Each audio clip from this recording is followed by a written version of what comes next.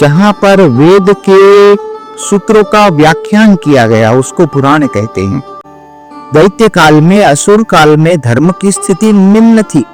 उस खंबे पे तलवार से प्रहार किया, खंभा फटा और उसके अंदर से हुंकार शब्द लेके भगवान नरसिंह नारायण प्रकट हुए।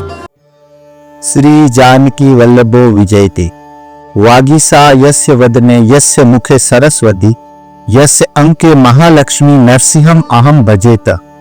मैं दीपक दास जी आप सबको प्रणाम करता हूं।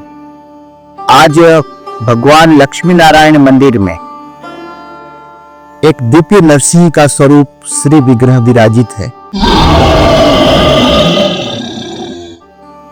प्रायः नरसिंह भगवान की उपासना मनुष्य लक्ष्मी, सरस्वती और वचन की सिद्धि के लिए करते हैं। संत, महात्मा और विद्वज्जन नरसिंह की उपासना आदि अनादि काल से करते हैं। वैसे तो भगवान नरसिंह की उपासना वेदकालीन है और पुराण उसको कहते हैं जहां पर वेद के सूत्रों का व्याख्यान किया गया उसको पुराण कहते हैं, और उन पुराण के बोध का जहां हितोपदेश किया गया है उसको शास्त्र कहते हैं। और भगवान नरसिंह त्रिविधा, जब जब भक्तों पे कष्ट आता है, जब जब धर्म पे कष्ट आता है, जब जब परम भागवतों पे कष्ट आता है, तो भगवान नरसिंह देहि नरसिंह में करावलंबन मनो। भगवान जगत गुरु आद्य शंकराचार्य के प्राण की रक्षा करने के लिए भी भगवान नरसिंह ज्योतिर्मठ में प्रादुर्भाव हुए थे। ऐसे ही दिव्य नरसिंह भगवान की बारे में मैं आपसे कुछ सत्संग करना चाहता हूं। कहते हैं कि नारद जी द्वारा जो उत्तम कथा सुनाई गई थी, उत्तम श्लोक बताए गए थे, वैसे तो हमारी यह प्राचीन धर्म धरा, दार्शनिक धरा है। यह भारतीय संस्कृति आदि अनादि काल से दर्शन के माध्यम से ईश्वर का दर्शन करती है और ईश्वर को तत्व से जानती है, और उस तत्व की व्याख्या भगवान नरसिंह द्वारा बताई गई है। भगवान नरसिंह का जब भी प्रादुर्भाव हुआ है, भगवान नरसिंह दो शब्द बोले हैं, गुरु गुरु यानी के गुरु। सबसे उत्तम भगवान दत्तात्रेय ने कहा है कि यद्यपि हमें तरना है तो मनुष्य स्वरूप में, अगर नारायण साक्षात, अगर नारायण को कुछ बनना होता है तो वो गुरु बनते हैं, और इसीलिए भगवान दत्तात्रेय गुरु बन के नारायण होने के बावजूद भी प्रादुर्भावित हुए। इसी तरह से भक्तराज प्रहलाद का प्रागट्य हुआ है। भगत शिरोमणि भय प्रहलादो। नारद जी जो सत्संग सुनाते थे, उनकी माता कयाधु जो हिरण्यकश्यप की पत्नी थी, वो कभी सत्संग नहीं सुनती थी, या तो उनको सत्संग में नींद ही आ जाती थी। प्रमाद, आलस्य और निंद्रा, यह तीनों भक्ति में बाधा पहुंचाते हैं, और इसीलिए इन तीनों से बचना चाहिए। और भगवान नरसिंह की जो दया है, क्योंकि मनुष्य में कलयुग में प्राय तमोगुण प्रधान है, और भगवान नरसिंह के पास जो शक्ति है वो तमोगुण का नाश करने वाली शक्ति है। इसीलिए तो कहा जाता है कि उग्रम वीरम महाविष्णु ज्वलंतम सरतो मुखम नरसिंहम भीषणम भद्रम मृत्युम मृत्युम नमाम्यहम्। तो भगवान नरसिंह इस तरह से हमें कयावलंबन दे और इस संसार रूपी कूप में पड़े हुए जीवात्मा को हाथ पकड़ के बाहर निकाले, और लक्ष्मी नरसिंह की दिव्य कृपा समस्त जीवों को प्राप्त हो। यही तो हमारे शास्त्रों का हितोपदेश है। भगवान प्रहलाद जी ने गर्भकाल से ही कथा सुनी और भक्तराज प्रहलाद का जन्म हुआ। कुछ समय पश्चात प्रहलाद जी को शिक्षा के लिए गुरु सुंडामर्ग जी के आश्रम में प्रेषित किया गया। वहां गुरु पुत्रों ने प्रहलाद जी को ये के प्रकार है, क्योंकि वहां पर धर्म की स्थिति निम्न थी, दैत्य काल में, असुर काल में धर्म की स्थिति निम्न थी। धर्म इंसान का तब बढ़ेगा जब यज्ञ होंगे, पूजा होगी, जप होंगे, अनुष्ठान होंगे, और यही सब करने से नारायण का बल बढ़ेगा, और नारायण का बल बढ़ेगा तो पृथ्वी में जीवात्मा सुखी रहेंगे, पृथ्वी में धर्म की वृद्धि होगी। लेकिन यहाँ पर नारायण को नीचे बैठा दिया गया था और हिरण्यकश्यप जो है वो दुष्ट भाव से अपने राज्य में भगवान भजन करने के लिए उसने मनाही कर ली थी। श्रीमद् भागवत में कहा गया है, जन्म लाभ नारायण स्मृति, यह प्रहलाद जी के मुख से श्रीमुख से कहा कहलाया है कि मनुष्य का तो जन्म ही इसीलिए होता है कि वो नारायण का स्मरण करे। नवधा भक्ति में स्मरण भक्ति के आचार्य प्रहलाद जी को माना गया है, इसीलिए भगत शिरोमणि भय प्रहलादु, ऐसा तुलसीदास जी महाराज लिखे।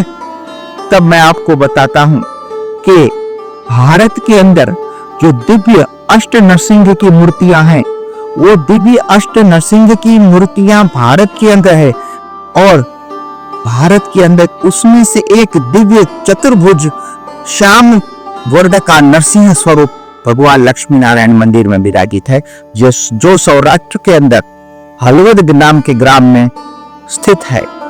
और उस नरसिंह का स्मरण करने से कृतम व्याधि कृतम दुखम कृतम दुख दरिद्रता, नरसिंह का स्मरण करने से दुख नहीं रहता, व्याधि नहीं रहती, दारिद्र नहीं रहता, मृत्यु रमानाथ यश्य नाथ नर के हरि, और मृत्यु की भी मृत्यु हो जाती है।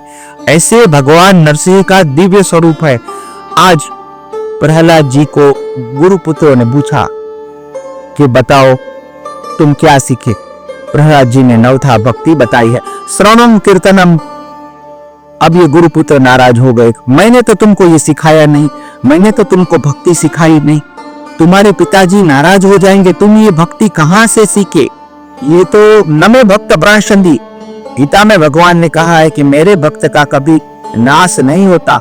सुचिताम सुमिताम गेहे योग भ्रष्ट विचायते, योग भ्रष्ट आत्मा अगर पूर्व काल में पूर्व जन्म में अपनी भक्ति अधूरी रह जाए तो पुनः अवतार धारण करके अपनी भक्ति को पूर्ण करता है।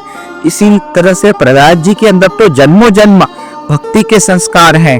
तो महाराज हमने तो आपको सिखाया नहीं, फिर आप कहां से सीखे।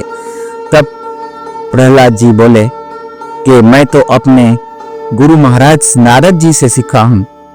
और ये सुन के गुरु पुत्रों ने हिरण्यकश्यप को बुलाया। हिरण्यकश्यप नाराज हुए, प्रहलाद जी को मारने के लिए, उनको मृत्यु दंड देने के लिए अस्त्र शस्त्र, पशु पक्षी, अग्नि, जल, अनेक तरह से प्रहलाद जी को प्रताड़ित करने का प्रयास किया।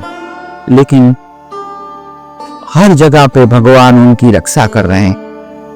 और ये देखकर प्रहलाद जी को आज हिरण्यकश्यप ने बुलाया और पूछा, हे पुत्र, क्या तुम भक्ति मार्ग छोड़ सकते हो? तो कि नहीं महाराज, मैं जब जब अकेला रहूंगा एकांते गोविंदम भजेत, मैं गोविंद की भक्ति करूंगा। तो कहते हैं कि ये भक्ति तुमको कहां से मिली? तब कहते हैं कि महाराज, ये संसार जो है ये भक्ति है, रसवे भक्ति, और इसमें भक्ति रूपी रस है, आप भी प्रभु को भजो। ये सुन के हिरण्यकश्यप बहुत नाराज हुए और उन्होंने एक कहीं शास्त्रों में पढ़ रखा था कि भगवान जो हैं वो किसी भी स्थल पर हैं, स्तंभवास, ऐसा भगवान का एक नरसिंह सहस्त्र नाम में नाम भी आया है। तो जरूर खंभे में भगवान है। इन्होंने एक खंभा गर्म करवाया और इस खंभे से प्रहलाद जी को कहा कि तुम्हारे भगवान इसमें भी है, हरि व्यापक सर्वत्र समान है। तुलसीदास जी ने भी कहा है भगवान कहाँ नहीं है। तो महाराज इनको आप आलिंगन करो। और प्रहलाद जी ने जहां इस स्तंभ को आलिंगन किया, प्रहलाद जी को ये कोई भी तरह का देह क्लेश न होते हुए देख हिरण्यकश्यप को निश्चय हो गया कि जरूर इसमें नारायण छुपे हैं। और उस वक्त उसने उस खंभे पे तलवार से प्रहार किया, खंभा फटा और उसके अंदर से हुंकार शब्द लेके भगवान नरसिंह नारायण प्रकट हुए।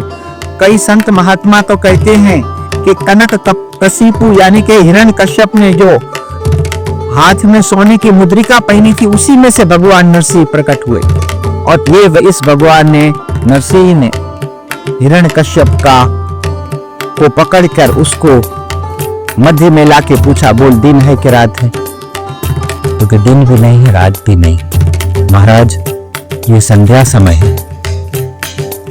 ब्रह्मा की सृष्टि में ऐसा कोई जीव तुमने देखा है? नहीं महाराज, आपके जैसा ब्रह्मा की सृष्टि में कोई जीव नहीं है।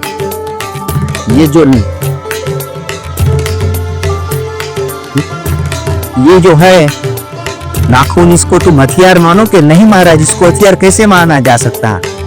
और भगवान नरसिंह ने अपने तीव्र तीक्ष्ण नखों से उस हिरण्यकश्यप को अपनी गोद में उठाकर और उसके आंतों को बाहर निकाल दिया, उसका वध किया। और जितने भी दैत्य थे सारे भगवान नरसिंह पर टूट पड़े। भगवान नरसिंह के मुख से अग्नि की ज्वालाओं निकली और सारे दैत्य जलकर भस्म हो गए। इस तरह से भगवान नरसिंह का दिव्य स्वरूप का प्रादुर्भाव हुआ। अब भगवान नरसिंह का क्रोध न किसी देवी न किसी देवता से शांत हो रहा। तब भगवान नारद जी ने कहा कि प्रहलाद जी आप जाओ। भगवान ने हिरण्यकश्यप का वध किया और प्रहलाद जी की पुष्टि की। प्रहलाद जी को अपनी गोद में बैठाया और अपनी लंबी जीवा को बाहर निकालकर और प्रहलाद का मुख चाटने लगे। इसी तरह से भगवान नरसिंह की हम सब पर भी दया बने रहे और समस्त भक्तों पर भी भगवान नरसिंह की दया बनी रहे। ऐसे आशीर्वाद के साथ ओम नरसिंहाय नमः इस मंत्र को बोलकर मैं अपनी वाणी को विराम देता हूँ। हरि ओम।